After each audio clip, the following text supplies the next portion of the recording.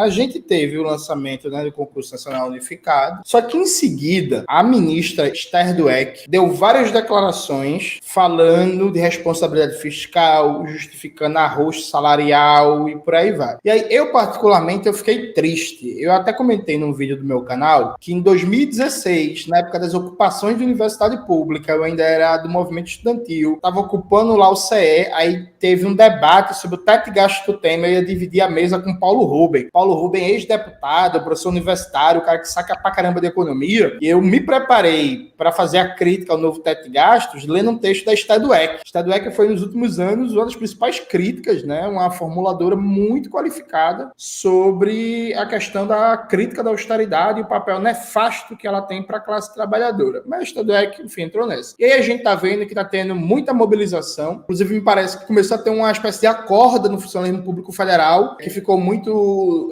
letárgico, muito parado em 2023 com a aprovação do novo teto de gastos, e agora parece que ela está se dando conta da tragédia que é. Então, como é que é, Davi? Ao mesmo tempo, você tem um concurso nacional unificado, que é uma boa notícia, você tem uma sinalização que, tirando policiais federais e policiais rodoviários federais, não vai ter aumento para ninguém, 2 milhões de aposentados inativos. Inclusive a proposta do governo é dar aumento de auxílio, aumento de vale-refeição, não sei o que, isso que não contempla os inativos, né? Então a ideia do governo é uma ideia sacana, coisa de governo de direita, que é assim, vamos dar um aumentozinho para os ativos, mas que não contempla os inativos, fracionar a categoria os aposentados que se explodam, sabe? Então, assim, como é que fica essa contradição? Os ativos também no futuro, né? Porque isso e os ativos também no futuro. Isso, total. Então, como é que fica essa contradição? Qual é a tendência dominante desse governo? É precarizar o funcionalismo público ou é valorizar o funcionalismo público? Essa questão que você levanta, ela é muito importante porque ela perpassa o debate sobre carreira do serviço público, ela perpassa os investimentos públicos no novo PAC, ela passa pela ideia, pela concepção de uma nova política industrial, de um projeto de sofisticação estrutural chinês do país. Ela passa por todos esses aspectos. Por quê, Jones? Há um núcleo duro, um projeto de país que é incompatível com tudo isso aí que a gente falou sobre a necessidade de novos servidores públicos, de valorização de carreira. Isso não cabe no projeto de país que está em andamento, em construção desde 2015, quando foi redigida a Ponte para o Futuro. Isso não cabe, definitivamente. Quer ver um exemplo muito concreto, Jones, do que eu estou falando aqui? Muita gente faz o debate sobre a caracterização do governo Lula a partir de seleções de medidas econômicas. Então, vou selecionando medidas econômicas ao meu gosto para fazer uma caracterização positiva ou negativa. Por exemplo, Jones, vou te dar um exemplo claro. Alguém pode chegar aqui e falar, olha, Davi, tem uma política de valorização real do salário mínimo que é incompatível com o neoliberalismo. Não é bem assim, mas vamos supor que seja. Essa política de valorização do real do salário mínimo, ela é conjuntural e ela é totalmente insustentável estruturalmente por conta do novo arcabouço fiscal, que é o projeto estrutural. Então, a gente tem que se diferenciar o que é estrutural e o que é conjuntural. Nós temos que analisar as medidas econômicas em sua totalidade. Então, por exemplo, a gente está elogiando aqui o CNU pela sua concepção, mas o que será efetivamente colocado em prática, dado o projeto estrutural de austeridade fiscal que impede a valorização da carreira dos servidores, a contratação de número adequado de servidores daqui para frente. Nós temos, então, Jones, algo que é conjuntural, insustentável, que vai acabar, por exemplo, a política de valorização do salário mínimo real, ela não tem como durar matematicamente, depois a gente pode explicar. Então, é matematicamente insustentável porque o governo a tornou assim, perfeito? A ideia de você recompor a carreira dos servidores, ela também é matematicamente insustentável dado o novo arcabouço fiscal. Não dá para você valorizar a carreira, crescer salários de servidores, fazer investimentos públicos com o novo arcabouço fiscal. Isso é impossível matematicamente. Então, o novo arcabouço fiscal, ele é o núcleo duro. Às vezes as pessoas falam assim, mas você fala muito de política fiscal, porque todas as lutas importantes, elas passam pela política fiscal e orçamentária. A luta contra o racismo, que você conversou com o Matheus, da privatização do socioeducativo de presídios. A questão ambiental, privatizando floresta. A questão da reconstrução da carreira de servidores públicos. Você vai fazer... O CNU, por exemplo, você olha, as carreiras, elas estão totalmente deterioradas em termos de remuneração. Você olha a remuneração das carreiras ligadas ao executivo, elas estão muito aquém, por exemplo, das estatais. Por quê? Porque elas têm constrangimentos fiscais muito fortes. Então, você vê, por exemplo, um economista que vai trabalhar no INCRA, Jones, ganha R$5.000. Um economista que vai trabalhar na Anatel, 20 mil, mesmo bloco. Veja só como que há um processo de precarização estrutural. Então, o projeto estrutural é de mercantilização baseado na Ponte para o Futuro. Depois eu vou mandar um texto para vocês, via o Jones, em que eu discuto a Ponte para o Futuro. Eu vou pegando tudo que a Ponte para o Futuro falou, os principais pontos dela, e vou mostrando que ela tem total aderência ao que está sendo conduzido agora. Então, nós temos um eixo duro, um núcleo norteador que dá a direção do governo baseado na austeridade fiscal permanente, no desmonte do Estado, em prol da mercantilização generalizada de todas as esferas da reprodução da vida social. Esse é o eixo duro, esse é o projeto, e políticas conjunturais insustentáveis e temporárias que vão acontecendo para acomodar e criar um processo de conciliação e consenso social, inclusive na esquerda, para o projeto neoliberal. E aí, eu estava até pensando antes de vir para essa live aqui, eu acho um absurdo debater se é ou não neoliberal esse tipo de política. Mas é muito útil, Jones, a gente começar a debater que neoliberalismo é esse. Não é um neoliberalismo de antes. É um neoliberalismo com características muito distintas dos anteriores, tá? Antes de entrar aqui, eu estava assistindo, antes de começar essa live, eu estava assistindo uma live no Opera Mundi e estava em debate das eleições municipais, né? Eu fiquei até muito feliz que o companheiro Valério Arcali, pela primeira vez, fez uma crítica pública contundente à política econômica do Fernando Haddad, né? Dei até glórias à camarada Trotsky. O Valério estava colocando que ele não tem expectativas de um bom crescimento da economia e que acha que a tendência PC é desaceleração. E aí, semana passada, a gente estava vendo na mídia burguesa dizendo que o governo Lula está preocupado com a desaceleração. Então, assim, me parece que existe um certo consenso de que esse ano há uma tendência de desaceleração da economia, fora outros fatores conjunturais internacionais que podem ter um impacto muito negativo. Por exemplo, há um boato circulando muito forte que Israel está prestes a declarar guerra ao Líbano. Se isso acontecer, além de toda a tragédia que vai ser para o povo do Líbano e nem para o povo palestino, isso potencializa uma escalada do conflito com o envolvimento potencial do Irã, da Arábia Saudita, impacto do preço do petróleo que tende a subir, a inflação global, já vai ter uma pressão recessiva forte, enfim. A gente tem vários fatores que mostram que o cenário internacional não tende a ser fácil, né? E o Trump tem tudo para ganhar a eleição dos Estados Unidos, né? O que coloca outro cenário também muito difícil. Então, assim, frente a esse cenário, Davi, o que explica a insistência da equipe econômica do governo na meta de déficit zero? Considerando que, veja, ou a gente tá maluco, ou a expectativa é que em ano de eleição, um constrangimento do gasto público, uma redução do crescimento econômico, da geração de emprego, da geração de renda, da capacidade de fazer políticas públicas, só vai potencializar a extrema-direita, né? A força dos partidos de direita. Então, assim, por que o governo insiste tanto na ideia de meta de déficit zero?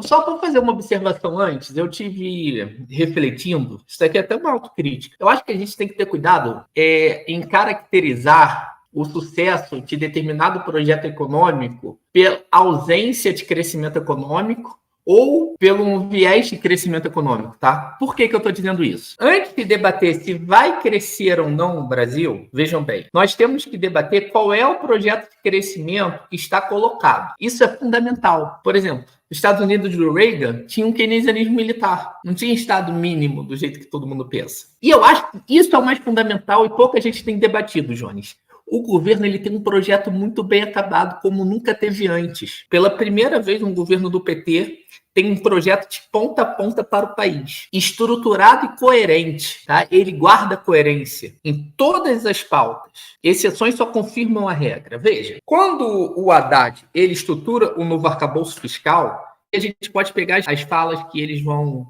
colocando na imprensa diretamente para o mercado desde janeiro de 2023. Eles sabem muito bem que eles vão acabar com qualquer possibilidade de um crescimento puxado por gastos sociais e investimentos públicos. Esse é o objetivo da Ponte para o Futuro. A Ponte para o Futuro, ela diz o seguinte: nós temos que ter uma intervenção do Estado, uma atuação do Estado patrocinando o processo de desestatização. Então, um dos eixos centrais que eles apostam para gerar crescimento econômico é dinheiro público para a expoliação. Então, é gasto do governo na veia para o processo de privatização dos lucros e socialização dos custos. Então, esse é um dos eixos desse projeto. Por que eu estou falando isso? Por exemplo, o governo ele está tentando pegar a Ponte para o Futuro do Michel Temer e aperfeiçoar. E quando você olha o que esse governo está fazendo perto do que o Bolsonaro e o Temer fez, você vê que esse governo é muito pior nesse sentido.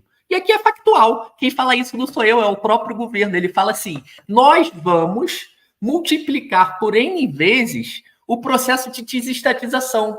Nós vamos fazer muito mais do que Temer e Bolsonaro juntos. Isso tudo é declaração do governo. Então vocês não podem me acusar de estar levantando uma hipótese. Vocês têm que chamar o governo de mentiroso, porque eles que estão falando isso. Que eu estou repetindo aqui, eu só estou repetindo. Tem os slides. Se vocês quiserem, depois eu coloco lá no meu Twitter, tem os slides deles apresentando isso.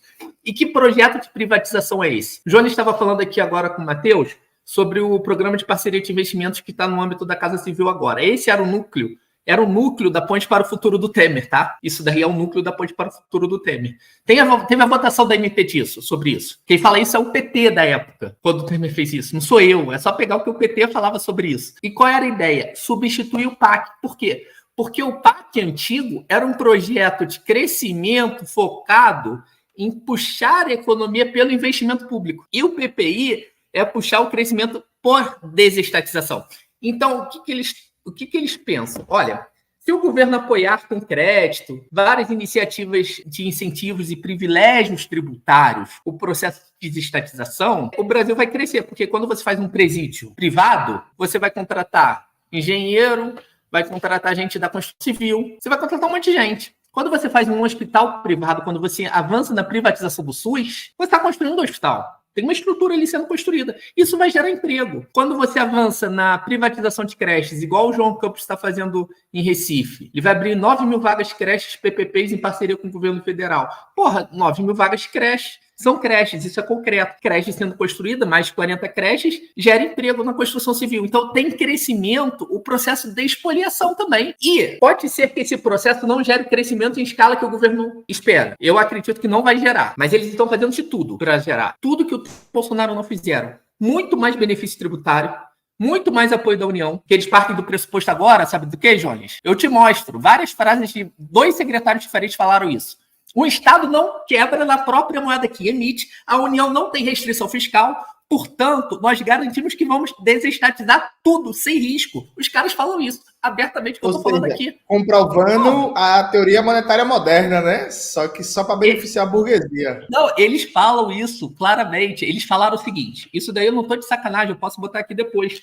O Rogério Serão, secretário do Tesouro, que trabalhou com Bruno Covas, com todo mundo, com Haddad, com Alckmin, todo mundo que fez PPP em São Paulo. Trabalhou a vida toda em PPP e ia para o Ricardo Nunes, que foi para o governo federal. O governo federal fez a contratação. Bom, ele fala o seguinte, qual é a falha do governo Temer e do Bolsonaro no processo de desestatização? Por que eles não avançaram tanto? Um especialista que estava em São Paulo olhando de fora as falhas do Paulo Guedes. Por que o Paulo Guedes não foi um bom neoliberal e eu vou ser? Esse é o ponto dele, tá? Ele fala, não adianta você dar crédito, não adianta você dar incentivo tributário. Isso. Porque se o cara, olha, o Romeu Zema, Minas Gerais em crise fiscal, Rio Grande do Sul em crise fiscal. Tem fascista lá? Tem. Tem fascista querendo privatizar presídio? Tem. Mas o fascista está num estado em crise fiscal. Quem vai botar um presídio no Rio Grande do Sul quebrar? Ninguém. Cara, fica com medo. Tanto é que o Bolsonaro não conseguiu privatizar. Só que aí que tá o pulo do gato. O que ele percebe? O governo do Rio Grande do Sul pode dar calote na empresa. E todo mundo sabe disso. Só que se eu falo para a empresa o seguinte,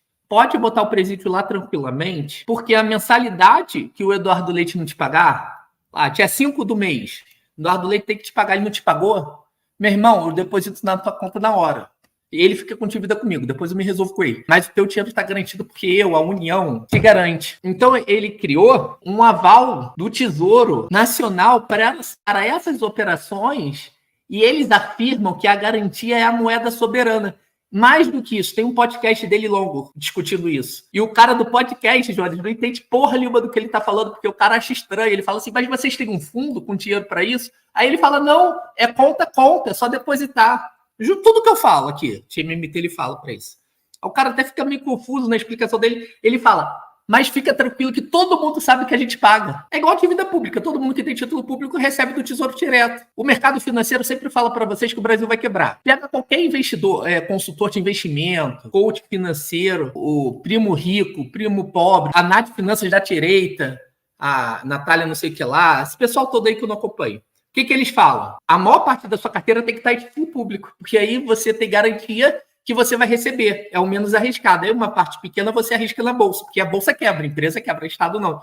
Então, eles criaram um sistema em que você tem crédito público dos bancos estatais, que é capitalista e não gosta de colocar dinheiro em nada. Ele quer privatizar com dinheiro público. Então, o BNDES dá o dinheiro para ele. Então, o João Campos, ele ganha um dinheiro público para fazer creche da União. Ele ganha não. A empresa que ele vai contratar ganha um dinheiro e ela monta uma creche. Depois ela aluga essa creche para o João Campos. Se o João Campos não pagar o aluguel dessa creche, que foi construído com dinheiro público, a União paga. Aí, com o dinheiro que a União pagou, a empresa vai e paga o empréstimo do BNDES. A loucura é tanta que funciona mais ou menos assim. Vamos supor que você não tem casa própria, só que você tem um dinheiro guardado. Aí você pega esse dinheiro, entrega para um colega seu construir uma casa, aí ele vai construir a casa e você vai pagar o aluguel da casa para ele, tá? Aí, com o dinheiro do aluguel da casa, ele vai te pagar um empréstimo e vai ficar com lucro. É uma maluquice assim. Por quê? Se o BNDES tem dinheiro para dar para uma empresa construir a creche, por que ela não dá direto para o município de Recife? Por quê? Por que diabos? Por que se o BNDES dá dinheiro para construir o hospital PPP, ele não dá dinheiro para o município construir um hospital público e contratar servidor público? E aí ele fala o seguinte, Estado do Rio de Janeiro pode contratar professora, professor, técnico de enfermagem que eu pago. Eu dou a garantia para você, pode contratar. Por que não pode fazer isso, mas pode dar garantia para PPP privado? Então tem dinheiro. Aí você vê que é mentira. Qual é esse projeto, portanto? Eles criaram uma estrutura com garantia soberana do Tesouro, as debêntures incentivadas que você já cansou de falar, quem tiver interesse procura no seu canal. 2, que é benefício tributário para rico que financia privatização de presídio, socioeducativo, isso tudo. E 3, crédito de banco público. Então o rico pega o crédito, constrói o presídio. Crédito público, taxa de juros baixíssima. Não é igual você que paga cartão de crédito, não, aumenta o taxa de juros baixíssima. 2, depois que ele constrói, ele ainda ganha benefício tributário, tá? Para arrecadar grana. Ele, os ricos que investiram com ele, os sócios dele, todo mundo ganha benefício tributário. 3, esse cara tem a garantia total que ele vai ter dinheiro no final do mês, inclusive para pagar o empréstimo que ele pegou e ficar com lucro, porque a União garante para ele. Então a loucura é a seguinte: eles estão avançando no projeto que diz estatização como motor do crescimento econômico. E esse pilar é o pilar que dá o ênfase estrutural do projeto. Aí, quando a gente fala que neoliberalismo é racista por quê? Assim, exemplo, por vários motivos, mas é um exemplo clássico. Quando você mercantiliza socioeducativo, quando você mercantiliza presídio para gerar lucro e crescimento econômico, veja só, não é a negação do crescimento econômico, é um tipo específico de crescimento econômico. Que direção a sociedade está tomando? Aprofundamento brutal do racismo estrutural. Imagina a milícia fazendo gestão de presídio privado no Rio, porra. Queiroz lá, abrindo uma empresa de socioeducativo no Rio do Queiroz. O que ele vai fazer? Vai entrar na favela, dando tiro em todo mundo, pegando criança dentro de casa e levando para o sócio educativo, pô. Vai ser isso. Ou alguém tem dúvida que vai ser isso? E o PM vai ganhar por dia, por criança que ele prender por dia. Para botar dentro do sócio educativo, para dando flagrante, forjando flagrante. Já fazem isso, porra. Sem ganhar grana, agora ganhando grana. Eu tô falando algum absurdo aqui? Não, é um fato, é um dado da natureza. Esse é um projeto. Segundo pilar, Jones, rapidinho. Crédito, endividamento das famílias. Eles podem avançar no endividamento das famílias. Esse é um pilar que sempre gera crescimento econômico insustentável, porque por um período você consegue fazer com que as famílias se endividem. E aí você dá demanda na economia. Depois você quebra a família, tá? Então tem alguns pilares possíveis aí. Acabar com o FGTS, eles estão acabando com o FGTS. Aí fica liberando o FGTS para todo mundo. Então, tem várias formas de você botar demanda na economia em que você gera um processo de crescimento indesejável. Concluindo, o debate correto é: que modelo e projeto de crescimento nós temos? Não importa se vai crescer ou não. Se crescer é uma merda, quer dizer que privatizou muito presídio e muito socioeducativo. Então não quero que cresça, quero que dê errado. Não quero que o Brasil cresça. Meu ponto é esse, tá? Vou ser muito claro aqui. Não quero que o Brasil cresça fazendo presídio, porra. Prefiro que não cresça. Prefiro que não cresça se for para crescer fazendo socioeducativo e creche PPP. E o hospital PPP, quero que não cresça. Então, é isso. 2, qual é a consequência prática e estrutural desse projeto para a correlação de forças da esquerda? Aí esse é outro debate. O sucesso desse projeto, se ele der crescimento econômico e governabilidade, popularidade para o governo, isso é bom ou ruim para a esquerda, se esse projeto dá certo, de crescimento econômico? É bom? Péssimo. É uma pergunta do desonesto. A gente tem que trabalhar para governabilidade para o governo em correlação de forças favoráveis para o Haddad passar isso no Congresso, a agenda dele, de destruir piso da saúde e da educação. Eu quero destruir a governabilidade dele no que tange o projeto econômico. A gente tem que destruir, ele não tem que ter correlação de forças, porque é uma mentira. Ó, aqui eu vou fazer uma acusação para os economistas da esquerda. São mentirosos, absolutamente mentirosos, os que dizem, isso é matemática, eles são negacionistas da matemática, inclusive, que dizem que o novo arcabouço fiscal foi feito para funcionar caso os ricos sejam tributados. Nada, matematicamente, no arcabouço fiscal leva a essa conclusão. Mas tudo no arcabouço fiscal leva à conclusão que ele só funciona se destruir a política de valorização real do salário mínimo, previdência social, piso da saúde e piso da educação. Portanto, todos os editoriais do Globo atacando servidores públicos, previdência social, piso da saúde, piso da educação e política de valorização real do salário mínimo, são absolutamente coerentes com a política do governo. Absolutamente coerentes com a política planejada pelo Fernando Haddad. Perfeito? E se essa é a política, temos que trabalhar para ele não ter correlação de forças para avançar.